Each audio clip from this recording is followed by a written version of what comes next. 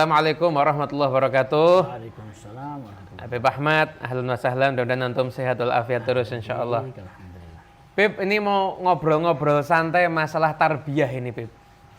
Jadi kan banyak yang nanya-nanya tentang tarbiyah itu, katanya hal yang hilang di akhir zaman ini katanya. Kalau definisi tarbiyah itu kan beda dengan sekedar belajar kan, Bib. Kalau belajar itu kan dari literatur atau dari kitab disampaikan kepada orang yang sedang belajar itu sendiri. Tapi kalau tarbiyah itu kalau katanya Habib Umar, itu yang pernah kita baca Habib dan pernah kita dengar juga, tarbiyah itu adalah mempersiapkan jiwa dan akal untuk tunduk mengikuti syariat. Jadi bagaimana anak itu bukan hanya sekedar tahu ilmunya sholat, syarat rukun sholat, namun juga punya kesadaran untuk gimana sholatnya itu biar khusyuk. Bukan hanya sekedar tahu tentang iman kepada Allah, namun juga bagaimana agar ada motivasi anak tersebut untuk hidupnya itu punya niatan mencari ridhonya Allah Subhanahu wa taala. Jadi kok ke arah sana tarbiyah itu. Kif kalau menurut antum? Ya, yang mengajarkan pun berbeda dalam agama itu kan ada muallim. Muallim itu orang yang mendidik. Mendidik itu biasanya ya dia sekedar mentransferkan ilmu. Mau itu diamalkan atau tidak mungkin bukan pokok perhatiannya. Namun berbeda dengan murabbi. Saya pernah dengar penjelasan yang indah. Murabbi itu ibarat seperti seseorang yang menemukan seseorang yang kecelakaan di tengah jalan. Ada orang kecelakaan tengah jalan, itu biasanya orang yang sudah niat untuk menolong orang tersebut, dia tidak peduli dengan orang tersebut. Terkadang dibawa ke mobil, mau itu darahnya keluar, mau mungkin orang yang kecelakaan itu mungkin mengeluarkan sesuatu yang kotor dari badannya ke mobilnya, dia nggak akan peduli. Yang penting tujuannya apa? Dibawa ke rumah sakit, diobati supaya sembuh. Nah begitu juga dengan seorang murabbi yang datang ya orang-orang yang kotor. Macam-macam orang ya. Dan di tengah pendidikan atau tarbiyahnya ya terkadang dia menemukan banyak hal yang tidak baik dari orang yang sedang ditarbiyah tersebut. Tapi dia tujuan utamanya bagaimana mengantarkan orang tadi supaya baik. Seperti orang yang kecelakaan tadi dibawa ke rumah sakit, disembuhkan, dan dia tidak peduli proses perjalanan itu, dia mungkin mengeluarkan darah, ngotorin mobilnya, atau bahkan memuntahkan sesuatu ke dirinya, dia nggak peduli. Yang terpenting apa? Nyampe kepada Allah Subhanahu wa taala. Masya Allah. Ya, jadi benar-benar berbeda antara seorang yang hanya sekedar mengajar dan seorang yang memang dia itu fokus untuk mentarbiyah ya. Nah, kita juga sering dengar Beb, jadi dari kisah-kisah orang-orang soleh, utamanya as-salafun as-salihun yang ada di Hadramut. Mereka itu benar-benar fokus dengan urusan tarbiyah ini luar biasa. Jadi setiap ada santri yang datang itu, ya itu dididik dengan benar-benar. Kayak seperti kisahnya Syekh Sa'ad bin Ali Madhaj. Itu kan seseorang yang datang dari pedalaman, nggak tahu apa-apa. Nah, dibawa sama ibunya ke Tarim. Ketika itu belajar di satu tempat ini, ternyata semua gurunya angkat tangan. Karena ini badui dari pedalaman, dijelaskan apa-apa tuh nggak paham-paham. Akhirnya ini ibu sudah tinggal berapa lama di Tarim, kemudian merasa, wah kok sia-sia ini kayaknya datang ke sini. Akhirnya setelah itu, wah saya bawa pulang aja dah. Sudah biarkan tinggal di kampung jadi badui nggak ada masalah. Ya pada di sini udah dicoba ternyata nggak bisa. Nah di tengah perjalanan ketemu sama Sayyidina Habib Abdurrahman As-Segaf. Ini leluhurnya semua Habib yang marganya As-Segaf itu. Tanya, loh mau kemana? Mau kembali ke kampung. Lah kenapa? Saya sudah ditarim, udah bawa anak ke tempat banyak guru, tapi ternyata nggak ada hasil. Nah, Habib Abdurrahman Segaf, ya usah, biar ikut saya aja. Dibawa, digandeng ke rumah Habib Abdurrahman Segaf. Dari ini orang nggak paham apa-apa sampai menjadi ulama yang besar. Dididik langsung oleh beliau. Bahkan sampai-sampai kalau itu cucunya Habib Abdurrahman Segaf itu punya satu cucu yang baru lahir. Ketika itu kalau itu sudah nangis cucu ini, kemudian diajak lihat Syekh Sa'ad bin Ali Madhaj ini sedang sholat qiyamul lail, itu di atas itu berhenti nangis ya. Kenapa? Karena lihat khusyuknya itu sampai menjalar. Aura khusyuknya itu sampai menjalar kepada bayi yang sedang nangis. Nah, ini kan yang namanya tarbiyah kan seperti ini kan. Jadi bukan hanya sekedar dia jadi ngerti, namun berubah sifatnya dari yang orang yang nggak paham apa-apa, bahkan mungkin maaf akhlaknya pun juga ketika itu ya akhlaknya orang awam, berubah karena ditarbiyah oleh Sayyidina Abdurrahman Segaf. Dan mungkin banyak lagi kisah-kisah tentang tarbiyah yang sejenis itu mungkin ya Habib. Iya, tarbiyah yang paling penting ya dimulai dari orang tuanya sendiri, karena orang tua itu punya pengaruh besar kepada pendidikan sang anak. Karena anak itu dari mulai kecil yang pertama kali dia pelajari itu bukan nasihat, tapi yang dipelajari seorang anak itu apa yang dia lihat. Kalau lihat orang tuanya minum teh, dia kepingin minum teh. Lihat orang tuanya minum kopi, dia ingin minum kopi. Jadi madrasatul ula, madrasah pertama untuk dia mendapatkan tarbiyah yang mencetak dirinya menjadi seseorang yang berakhlak yang luhur ya dari rumahnya sendiri yang pertama. Oleh karena itu kalau kita mungkin kembali membaca sejarahnya orang-orang soleh, maka pendidikan orang tuanya yang luar biasa, tarbiyahnya yang hebat. Sebagaimana Imam Ahmad ibn Hanbal. Imam Ahmad ibn Hanbal kita kagum dengan hafalan hadisnya yang luar biasa, ilmunya yang luas. Di balik itu ada seorang murabbiyah yang luar biasa, ibunya yang mendidik anaknya mulai dari kecil, istimewa. Lalu kita akan diperintahkan dalam Al-Quran didik anak untuk sholat mulai dari 7 tahun. Imam Ahmad ibn Hanbal 7 tahun sholatnya sudah di masjid. Masya Allah. Sudah di masjid dan sudah berjamaah. Bahkan beliau menceritakan di musim dingin itu sebelum subuh ibu saya bangunin saya. Kemudian memanaskan air untuk wudhu. Kemudian saya dipakai pakaian yang dingin, mantel, kemudian ditutup telinga saya dan diantarkan oleh ibu saya ke masjid. Masya Allah. Jadi tarbiyah, mungkin bisa jadi ibunya juga kalau biarkan anaknya jalan sendiri nanti takut di jalan ketemu sama teman dan lain sebagainya, sebagaimana Mufti Syafi'i di Mekah Habib Muhammad bin Husain Al-Habsyi sampai tidak mengizinkan anaknya untuk pergi ke haraman Mekah sendiri. Masya Allah. Karena takut mungkin yang namanya anak kecil di tengah jalan ketemu anak bermain, maka ibunya antarkan sampai ke masjid dan ibunya tunggu sampai Imam Ahmad bin Hanbal selesai dan pulang ke rumahnya. Nah, dari kecil sudah mengenyam tarbiyah yang seperti itu.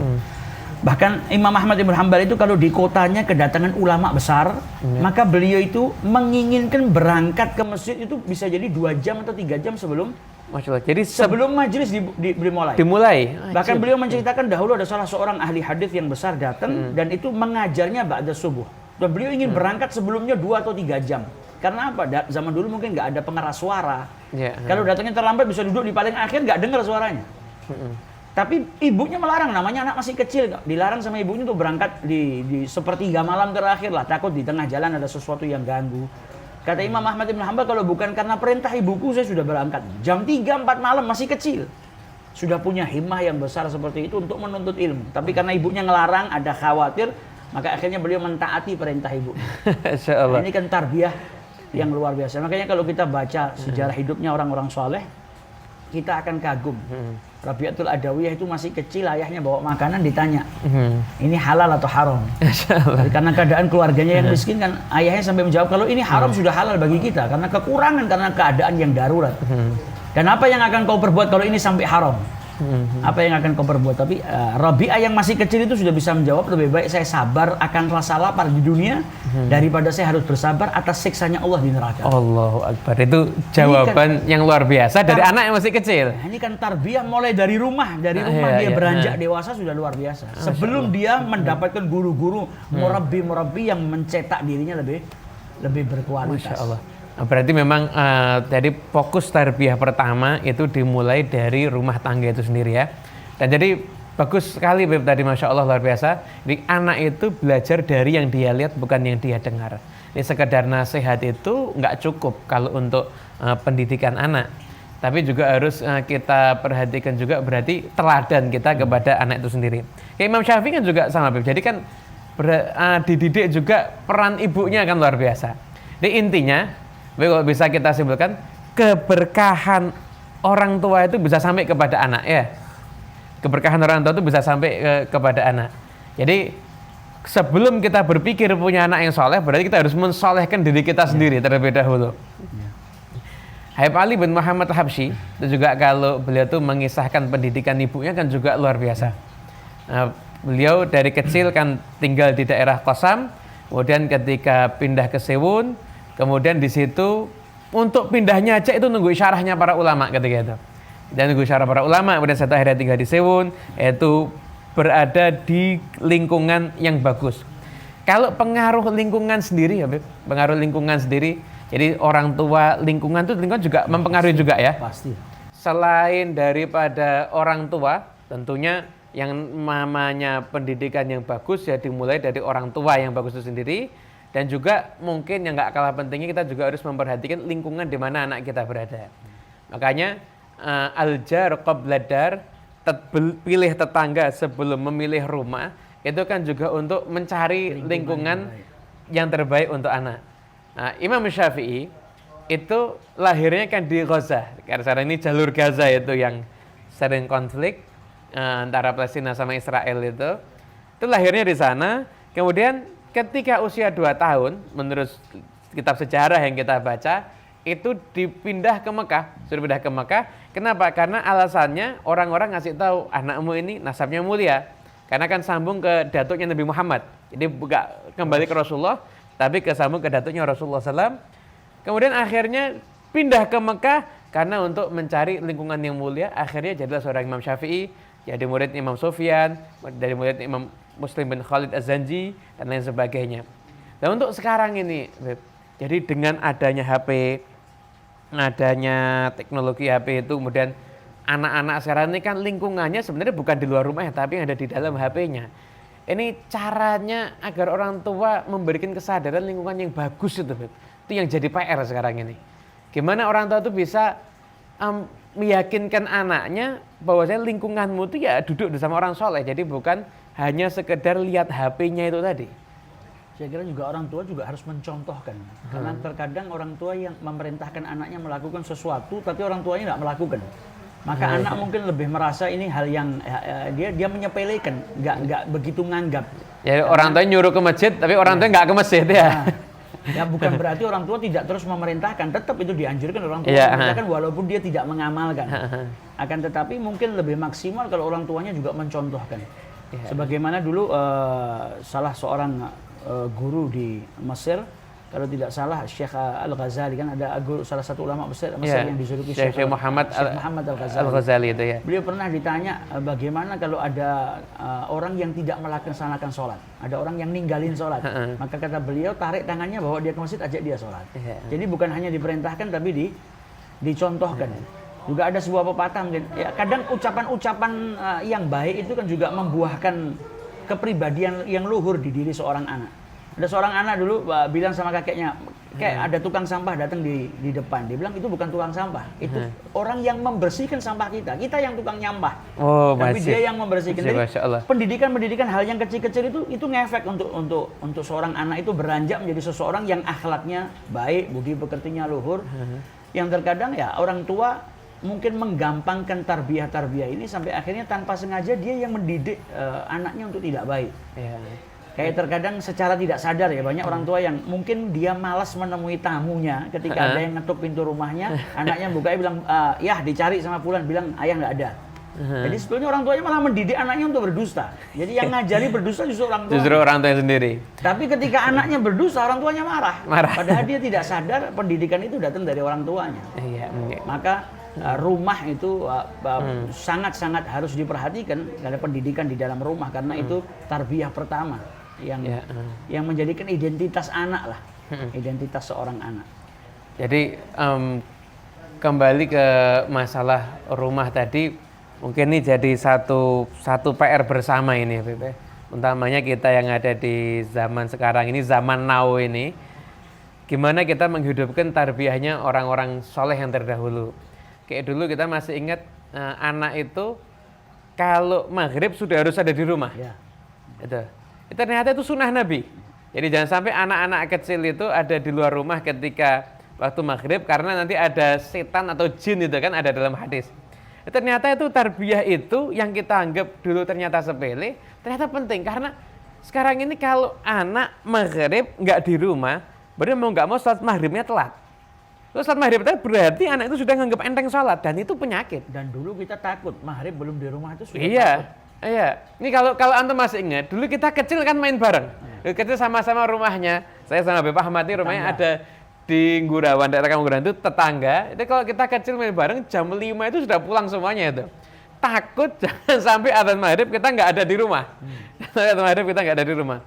Dan tarbiyah itu sekarang udah mulai, bagi kita yang belajar, dulu kan bagi kita yang mengalami, ini kita dulu maghrib, sebelum maghrib kita sampai rumah, mandi. Saya itu kadang kita pergi ke Masjid Riyadh, Saat maghrib di sana. Kita masih ingat imamnya dulu Quran di sana. Habib Anis. Habis itu kita ngaji Quran. Setelah itu nanti Isya saat jamaah, saya itu baru kita pulang. Walaupun pulangnya sambil jalan ya sambil main, tapi tarbiyahnya itu kan jelas. Jadi maghrib dan Isya antara kita semuanya ada di masjid. Zaman sekarang sebagian orang bukan hanya tidak ada rasa takut kalau maghrib belum di rumah, malah mungkin sama sekali tidak ada anjuran seperti itu dibagi sebagian orang. Bagi sebagian orang ya.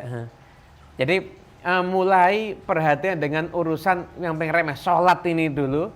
Jadi sholat maghrib, dan maghrib ada di rumah, berarti mau nggak mau sholat maghribnya kan ada awal waktu. Kemudian orang-orang dulu juga perhatian dengan bangunkan anaknya sholat subuh. Anaknya itu sudah umur 7 tahun, ya anak dibangunkan sholat subuh. Bahkan saya pernah mendengar satu nasihat yang luar biasa, jangan biasakan kalau kamu nyuruh anakmu tidur, nak tidur besok sekolah. Jangan, akhirnya anakmu tidur karena pikirannya besok pagi sekolah. Tapi nak tidur besok pagi sholat subuh. Jadi tidurnya anakmu itu mikir akhirat. Jadi bukan hanya sekedar urusan dunia. Seperti tarbiyah sunnah juga ya. Saya pernah baca beberapa anjuran daripada para ulama ketika menasehati atau ngasih tahu anak, maka sambungkan anak itu kepada Nabi Muhammad. Karena Nabi Muhammad memang dalam hadisnya kan memerintahkan alimu auladakum salasa khisal, dalam riwayat yang lain adibu ya. Didik anak-anak kalian dengan 3 perkara. Salah satunya yang pertama mencintai Nabi kalian. Nah, itu mungkin menjadi tarbiyah yang luar biasa kalau anak mulai dari kecil ketika dia mau makan dengan tangan kiri diajarkan jangan pakai tangan kiri. Itu nggak disukain sama Nabi. Tapi pakai tangan kanan itu yang diajarkan oleh Nabi Muhammad. Ketika anak mau minumnya pakai dengan duduk karena itu sunnahnya Nabi. Ketika mau melakukan segala sesuatu, anak itu dikembalikan Nabi. Jadi anak tercermin, oh saya itu harusnya melakukan sesuatu, ya itu sesuai dengan apa yang dilakukan sama Nabi. Ngikuti Nabi Muhammad. Jadi akhirnya dari kecil dia sudah mengidolakan.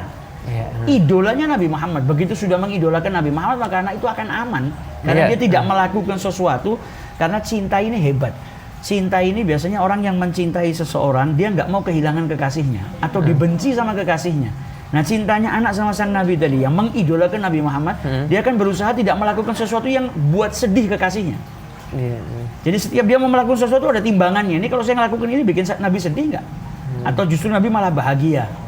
Nah dengan pendidikan seperti itu akan menjadikan anak kita punya timbangan di dalam akalnya, dalam hatinya melakukan sesuatu dengan apa yang dilakukan sama Nabi, dicontohkan sama Nabi, atau membuat Nabi Muhammad bahagia dan meninggalkan yang dibenci oleh Rasulullah SAW. Nah itu kiranya mungkin perlu penting mulai dari kecil anak kita sudah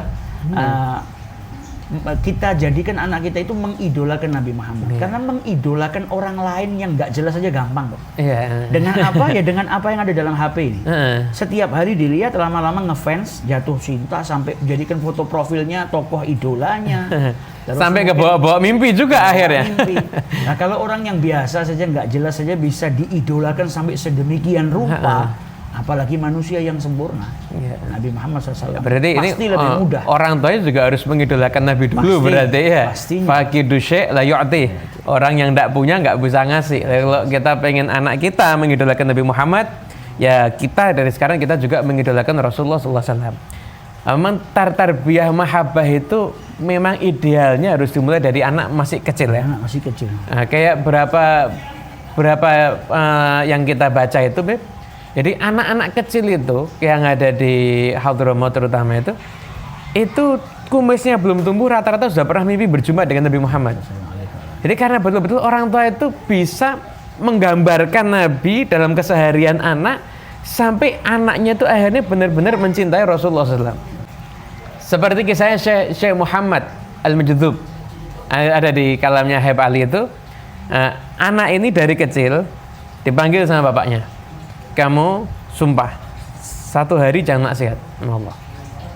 Mana awal takut 1 hari aja, ini 1 hari bisa, seneng bapaknya, diapresiasi lah, sumpah 3 hari nggak maksiat, 3 hari nggak maksiat.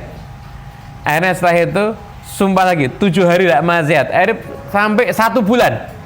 Terus begitu akhirnya anak ini masih kecil, ketika ada rombongan ke Madinah, pengen ikut ke Madinah. Kenapa? Pengen ketemu dan ziarah Nabi Muhammad SAW.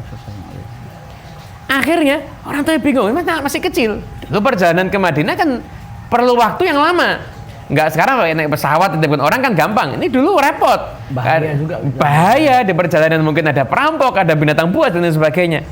Orang tua akhirnya bingung, tanya-tanya ke banyak ulama, akhirnya dapat jawaban yang melegakan hatinya. Tanya anakmu, kalau dia pengen ke Madinah karena ikut-ikutan orang-orang yang dengar tentang Madinah, kamu larang aja. Tapi kalau dia ke Madinah karena rindu dengan Nabi Muhammad, maka rindunya itu akan menuntunnya dan menyelamatkannya. Tanya anak itu, kenapa pengen ke Madinah? Oh, saya rindu dengan Nabi Muhammad. Diizinkan berangkat. Sampai akhirnya anak itu kota Madinah, dan anak ini tinggal di kota Madinah, akhirnya belajar di sana, dan anak ini akhirnya mendapatkan hubungan yang istimewa dengan Rasulullah SAW, bukan hanya sekedar mimpi dengan Nabi Muhammad, tapi juga bisa yaqadhah berjumpa langsung dengan Rasulullah SAW. Jadi tarbiyah mahabbah itu memang harus dimulai sejak anak itu masih kecil. Ini Masya Allah memang masalah tarbiyah luar biasa. Yang sangat penting. Ya, peran orang tua yang sangat penting. Al-Quran kan juga disebut wa kana abuhuma salihah. Berarti kesolehan orang tua itu bisa berpengaruh sampai kepada anak. Berarti kita kadang-kadang harus juga berpikir begini ya Habib ya. Ketika kita ini mendapatkan keberuntungan atau kenyamanan hidup, itu mungkin juga jasanya orang tua kita itu mungkin.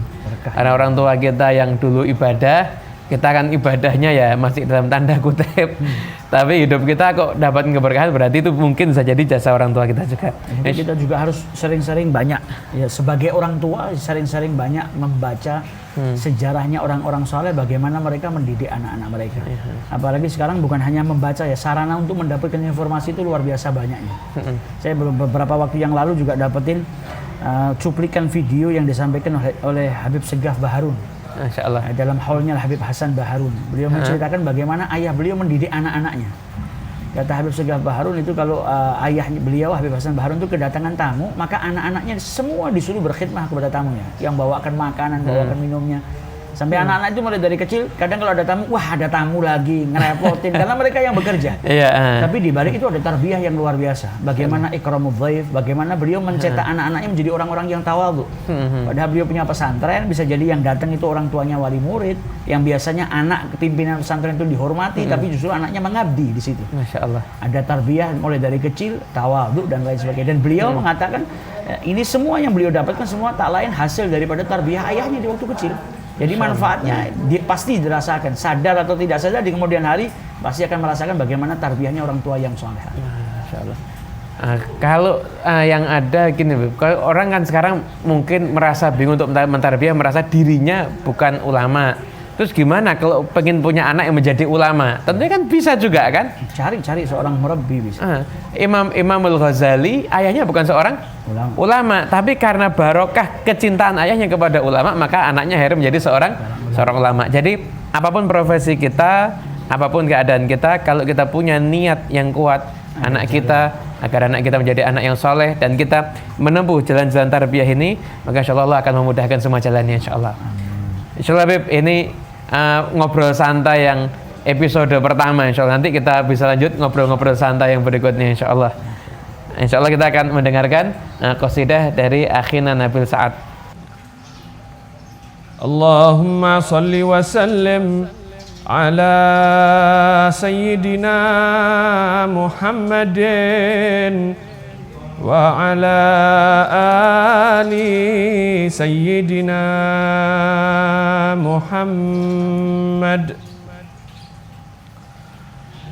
baina katifaihi alamah baina katifaihi alamah khatimar rusulil kiram khatimar rusulil kiram أشرق البدر علينا أشرق البدر علينا واختفى بدر التمام واختفى بدر التمام مثل حسنه ما رأينا مثل حسنه ما رأينا في العراقين والشام في العراقين والشام ربي فاجعل مجتمعنا ربي فاجعل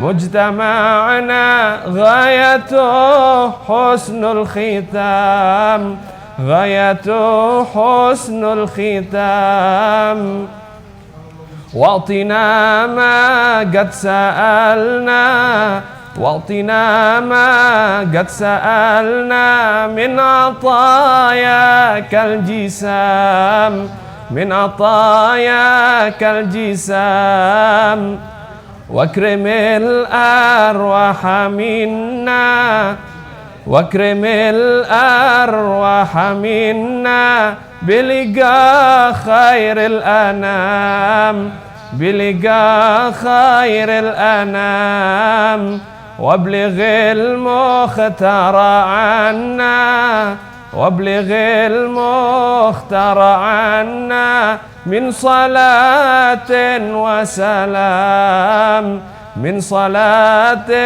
وسلام بين كتفيه علامة بين كتفيه علامة ختم الرسل الكرام ختم الرسل الكرام اللهم صل وسلم وبارك عليه وعلى آله وأصحابه